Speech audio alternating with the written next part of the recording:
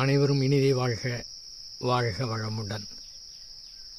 இயற்கையை எங்கிருந்து வேண்டுமானாலும் ரசிக்கலாம். வீட்டிலிருந்தும் ரசிக்கலாம், மலையிலிருந்தும் ரசிக்கலாம்.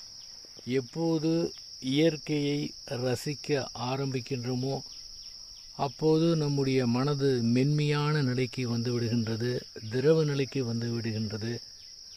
ஒரு இசையை கேட்டால் கூட மனம் அந்த இயற்கை நிலைக்கு வந்து விடுகின்றது.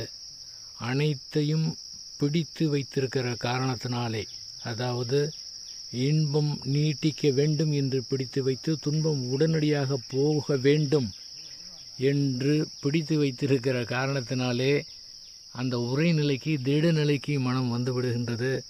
ஆனால் இதை ரசிக்கும்போது மென்மையான நிலைக்கு வந்து விடுகின்றது. ஆறு போல் ஓட விட்டோம் என்றால்